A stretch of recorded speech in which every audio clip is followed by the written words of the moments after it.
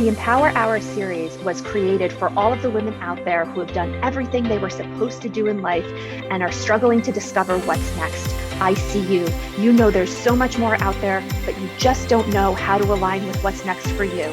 Well, you're not going to struggle anymore. It's time for you to create your new path and fall in love with your life over and over again. See that badass woman over there who has discovered what's next for her? Let's go ask her to share how she did it and become inspired. And if she can discover what's next, so can you. Hello, everybody, and welcome to another episode of the EmpowHER Hour series. I'm Suzanne Orlando, and today we have an amazing guest with a really inspirational story. Today we have Lynn Kozyra, and Lynn Kozyra is going to talk to us about how she walked away from a decade-long career in human resources to chase a career which truly fed her passion. Welcome to the show, Lynn. Hello, thank you for having me. You're welcome. I loved when we chatted prior to you coming on the show for this interview and was so inspired by your story and everything that has transformed for you. And truly, I am so excited for you to share what it is that you do for a living, because not only is it something that feeds your soul, but it empowers humans to be there, to feel the best versions of themselves, which is such incredible work. So why don't you start, Lynn, by sharing a little bit about where you started, how you started in the field in human resources, and kind of how you transitioned out of that. For sure. So I started working, it was for a credit union. So I actually started in as a teller at first with the credit union, and then I kind of worked my way up over the 10 years to the HR journey there.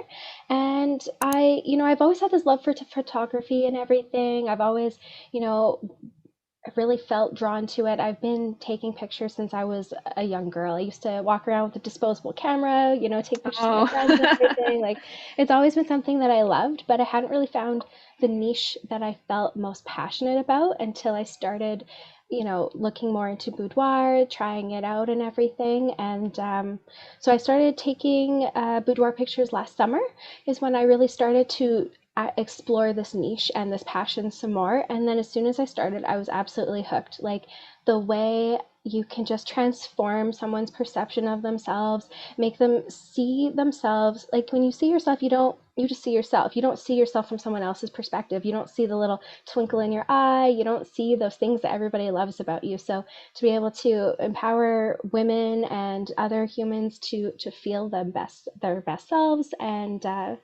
and yeah, so I started doing that in the summer, and it's been a great journey since then. My business has really grown. I've helped a lot of women, photographed so many. February, March, I opened up my own studio space. So that's been so really recently. awesome. Congratulations. Yeah. I was sharing a space before that, but this one is my very own. It was really important to me to be able to, to customize my studio the way that I wanted it to be, to make it the best experience possible for clients so that they could have a private space to come to and feel comfortable and safe in, and just really sink into that boudoir and empowerment experience. Okay, so Lynn, for those who are listening and they're saying to themselves, what is boudoir photography? How would you describe that? Okay, so boudoir photography, it's really about empowerment. So typically in a boudoir photo shoot, you're wearing lingerie or you're nude. It's you're coming into the space and you're being vulnerable, and we're really capturing who you are and telling your story. So boudoir photography, it can range from being really conservative. You could do like a sweater and panties, to doing full lingerie sets, or you could do nude as well. Um, and yeah, so that's basically what boudoir photography is at its core. So there's different levels of editing that you can do. So some boudoir photographers may do a full Photoshop edit, like you see in the magazines, where someone is completely airbrushed. But then my style, there's a bunch of us who do this style where it's a less edited really true representation of yourself. So I don't take out things like cellulite, stretch marks, or anything like that. I believe that your what you would classically call imperfections, although I hate that word, uh, Yes. those are part of your body and they tell your story, right? Whether your body, it grows and it shapes and it changes with you, but it's all about really loving yourself as you are in that moment. And that's really what my passion for boudoir, where that comes from, is really loving yourself as you are, not needing to lose 10 pounds, not needing to change yourself, to love yourself and really accept yourself in the body and where your body has taken you on this life's journey. That's awesome. And thank you for that description. I love that's one of the things that in learning more about you, I just love that perspective on it because of course there's a time and a place and magazines and all of that, right? Where there are so many airbrushed, we see so many airbrushed people, and oftentimes we don't see real people, how they actually look. And I like how you said, I there's the imperfections because there's no perfect. And when we're able to embrace everything about us, whether it's cellulite, whether it's scars, whether it's stretch marks, those are the things that tell the story. Those are the things that make us who we are. And instead of wearing those things with shame, we should wear them feeling proud. And I love how your photography and what your vision is to embrace those things, not hide them or not be shameful of them. I think that that's so empowering to all humans, in particular women. Yes, yes. And you know Yeah. what? It's men too. I've also started photographing men because so in the beginning, I'll be honest, I thought, I'm only going to take pictures of women.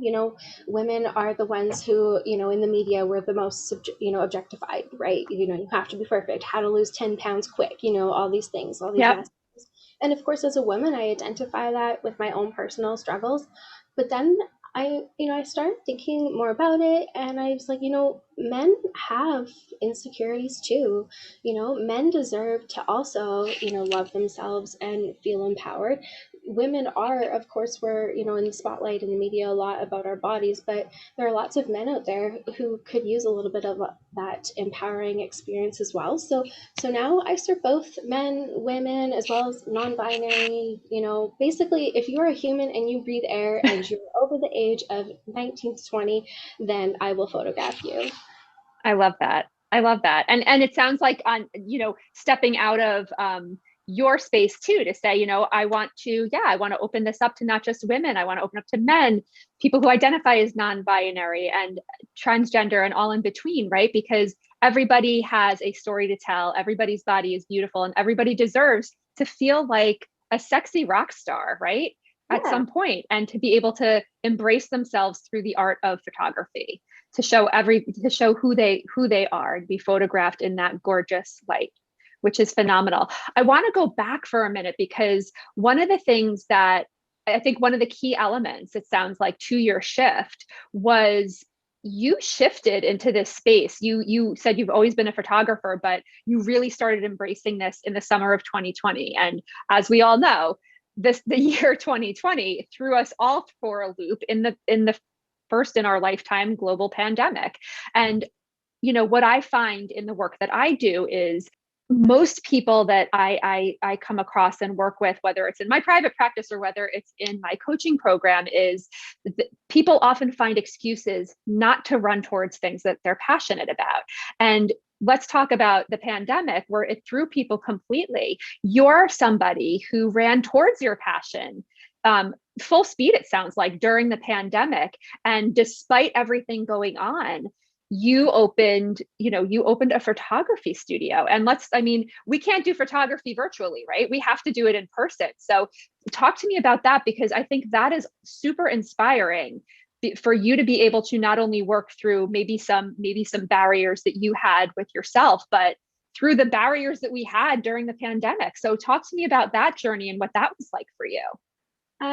So with the pandemic, being that I had an office job, I was sent to work from home in March of 2020. And, the work, it was like we had like all this work that we had to do before and then more. Like the pandemic just piled more and more work on top of us. So I was working so hard and I was so I was feeling so burnt out, and I'm like, why am I working this hard for someone else? Like, why am I not working this hard for myself? Like, why am I spending my time exhausted and doing these things for this company, which, I still love, of course, but like, why am I not doing this for me? Like, this isn't my passion. This isn't really helping me in like a fundamental way, right? I was working for someone else's goals and vision in that credit union I was in. But so I really started to think about that, and I was like if I can do this much work and work this hard for this credit union, why can't I take that energy and channel it into myself and my own passions, right? So it was kind of like Hmm. a bit of a mentality shift. Um, Absolutely. the pandemic definitely made it harder. There was 4 months between November to February where I wasn't able to shoot. Our province was in lockdown Okay. entirely. So really it was July, August, September, October. I had 4 months of building my business, like 4 hardcore months of building that business and making a name for myself. And I didn't really have like a big photography name. Like I wasn't a wedding photographer before or anything. So I Hmm. really built this from the ground up in that 4 months and created the whole linked boudoir experience in that time. I spent a lot of time on education. I'm still spending a lot of time Yes. on education. That's a really big thing for me because I don't Yes. ever want. So boudoir is, if it's not handled properly, it can be very harmful to someone. You need to Sure. be able to create that safe space and make someone feel comfortable and safe and valued and all those things. Like you can't just have someone come in and, be expose themselves to you essentially and physically, like emotionally, physically, in all those ways, and then not be able to um, you know hold that space for them, right? You need to be able to do Right. that. So lots of education on how to go through that with clients. Lots of education on posing, of course. Hmm. um, Posing, a lot of people will say, oh, can you make me look skinnier or whatever, but that's really not how I pose people. I pose all bodies the same, whether you're a size 0 or a size 30, like it's all Yep. the same. So lots of education that way. So I really focused on that so that I could really create the best experience possible for my clients. So there was a lot of focus on that. I'm currently actually doing an emotive course. So this Oh, emotive cool. photography course that I'm doing, it teaches you how to bring out emotions in people, like how to get them to, so that your photos essentially aren't stiff. So, you'll see photos sometimes where people are fairly posed and, their emotions in their face and how they have their hands Yep. isn't quite there. You can tell that they were placed in that position, like placed, right? Yes. Yeah. So emotive photography is, really being able to draw those emotions out in people, telling them exactly what to do with their features and everything. So really building upon that so that the images have a feel. Because really, boudoir photography is art, and your Yeah. art should make you feel. If you're looking at, any paintings from, I love the Romanticism period. You really, Yes. yes, you see that emotion. So really bringing that out in people is what that focuses on. So lots of education with the boudoir journey, lots of building this empowering space for clients is what Yeah. I've really been focusing on in that time. And yeah. So that I think that's so interesting because not only are you taking a step back, you've been a photographer for most of your life, and you're still learning and growing and wanting to invest in the place that you know is going to be best for your business, not only for yourself, but for your clients also. Because if you're investing in that, you're going to give your clients the most appropriate experience, the most compassionate experience, and you're going to really know how to navigate such an intimate session with these clients. Now let me ask you something, because a lot of times when I think people in general, I know that this is something that I struggled with when I was stepping into the entrepreneurial space. There's often, I would always say there's often two things, and there can be more, but I see two big things, two big umbrellas almost, that we have to make a choice towards when it comes to being an entrepreneur, or when it comes to doing a passion project, or creating some kind of a new path or journey, right? And that is, we need to make some sort of investment. And that investment could be with the investment, it's usually some kind of a sacrifice. So oftentimes we have to sacrifice our time and figure out how to navigate our time differently so that we can add or step towards something that we're passionate about. Or we have to invest financially in something. We have to take courses. We have to get educated. We might, want to do something, but not sure how to do every detail of it. So we might have to hire somebody who can teach us or show us how to do it or do it for us. So talk to me about that because you're talking about educating yourself. You're talking about, I think I heard you say you're taking courses, or you're learning. There's a process that you have to learn, by which you have to learn this. Was there ever a time where you hesitated a little bit, whether it was because this was going to take a little more time, or whether this was going to be something financial that you had to decide if this was the best circumstance for you? Or how did you decide that, this is what I need to do next in order to best serve my clients, and even though I have to sacrifice whatever it is that you had to sacrifice, I still need to do this? Yeah, the course that I'm in right now, this emotive course, well, I'll just say it was not a cheap course. It was Right. quite an investment. This one, I believe it's 12 weeks. This whole emotive course, and actually, the first chapter we did was about art history, seeing like that's where the Romanticism, the Baroque period. We talked about Dada and all these things. So that was really amazing. So like I really hummed and hawed on it, and I was like, will this make a difference? You have to really ask yourself, is this going to be different than any other course I can get out there? Is this worth it? Is it going to change things? We're 1 week in, and it has already changed everything. Wow. Just Okay. everything.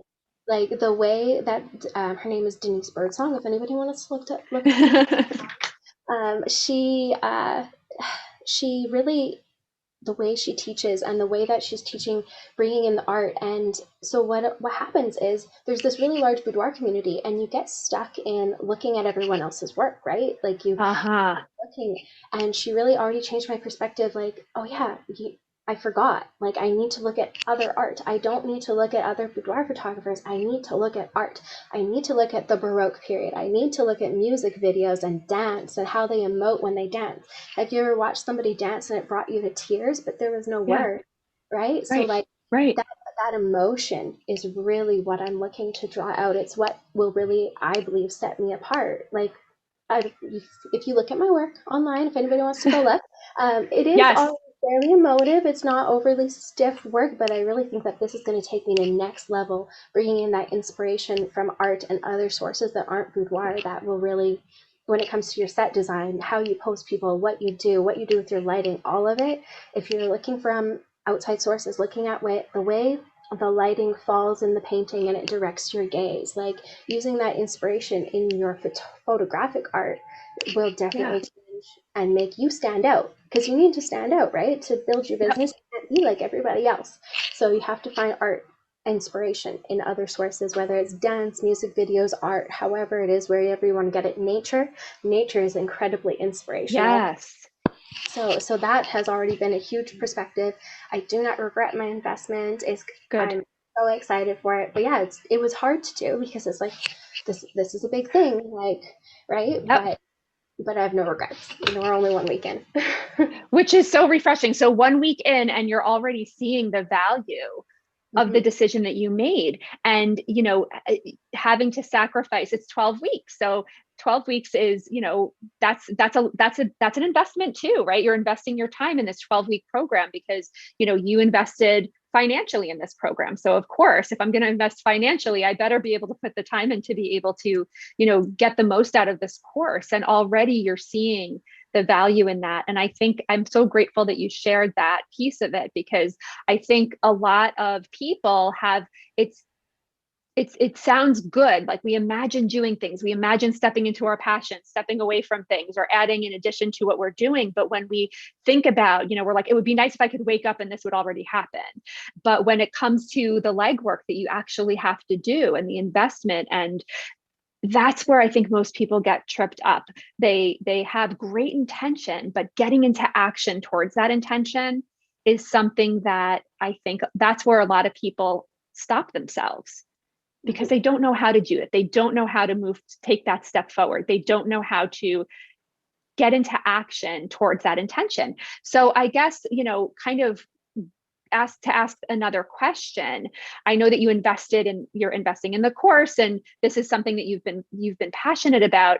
Was there ever a time where you were, you had all of these thoughts, you had all of these ideas of what you wanted to do, and you had the intention, but had a really hard time stepping into action? Definitely. Like with Boudoir, I went to this, it was kind of like, I don't know, kind of a conference thing. It was like a yoga wellness thing. I don't remember what it was called. And there was this one class, and she had us write down 50 things that you wanted for your life, and you had to say them out loud to somebody. And one of my things was boudoir photography. I couldn't say the words. Like I felt like I was going to cry. I was like choking on my words. Everything else on the list I could say, but this boudoir photography, I was like, I want to do boudoir photography. I like whispered it to the girl. I was like so scared of it, like absolutely terrified. But saying it out loud, and this was the whole purpose of this workshop, was saying it out loud was supposed to help you bring it to life, to manifest it, essentially. I love that.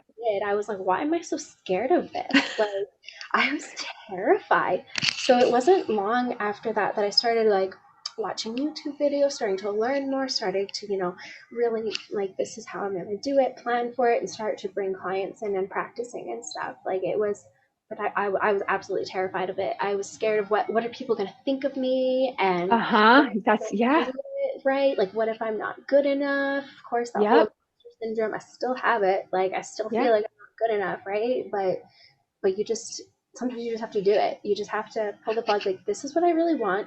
If you're scared of something, if it feels like you're going to throw up when you say it, it's probably what you should be doing. Yes, I couldn't agree more. And so taking this, can I just, I want to elaborate on this, but one more quick question. What brought you to this workshop that you attended? What was the reason why you attended this workshop? Um, it was, I don't really know. Like I just felt like my soul was searching for something, like, and that was really what it came down to. Like the whole workshop I went to by myself. Like it wasn't really, there was a lot of people there with other people, but I just went by myself, and I sat through these meditations. I did this other workshop on energy, like, feeling Hmm. energy stuff and your intuitive abilities. And then I did this workshop. The next workshop I did was this 50 things. I don't remember what she called it. The Big 50. That's what she called it. Oh, okay. Okay. Big 50. I think it was based off of a book. I can't remember which one, but yeah. And we all sat in this big circle, and everyone said like their one big thing to everyone. It was so emotional and powerful. But like, I just kind of walked in. I just felt like my soul was searching for something, and I didn't really know what it was. And I was like, I'm just going to go to this thing. I think it'll be good. And Yep. it was really life changing. Even though in that moment, I wasn't like, yeah, I'm going to do boudoir photography. It brought it to my attention, like, okay, this is what I want to do. Why am I so scared of it? Maybe I need to start exploring this, you know? Yes. Yes. So that day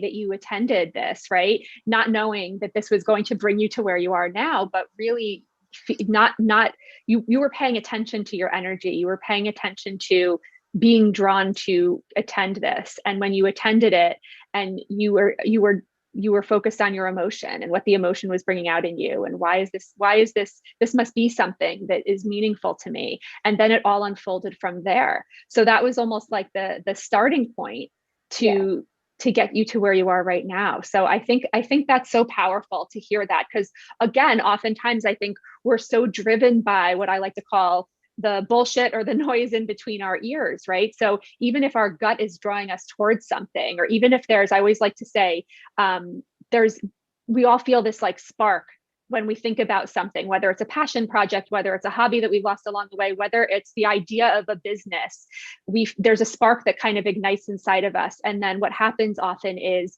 whatever's going on in between here, it puts that spark out, because we tell ourselves why we can't do it, I'm afraid, and we don't listen to our bodies, we listen to our words. And I think that halts people again so much. So I love that story, that you were just drawn to be in that place, and look at everything that unfolded for you, because you allowed yourself to listen to your instincts and to follow where you were being led, if that makes sense, which yeah. is so awesome. Yeah. And just for everybody who's listening, that's like, I have all of these intentions that I want to get into action, but it's not because I'm ignoring them. It's just that I don't know how to do it. I don't know what the step is to get there.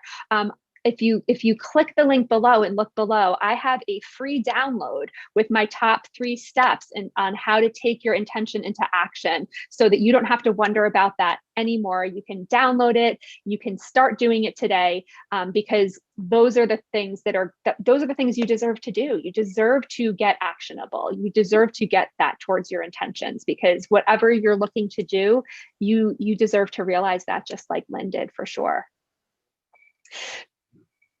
So Lynn, I think, again, I'm so inspired by what you do, and I'm just so inspired by, in terms of your clientele when they come to you, I'm sure that I'm sure you've come across people who, again, similar to kind of what we're talking about, the idea of having a boudoir photography session and having the end result of those kick-ass amazing pictures is probably a great feeling to have. Do people get to your studio and they kind of get a little bit taken aback, or they kind of get a little bit, I don't think camera shy is the appropriate word here. I think there's probably a bigger word to use, but do they kind of have, again, coming to the boudoir, coming to the session, having, great intentions, but then something stops them in their tracks because here I am at the boudoir, and now I'm going to be in a place where I'm going to feel extremely vulnerable.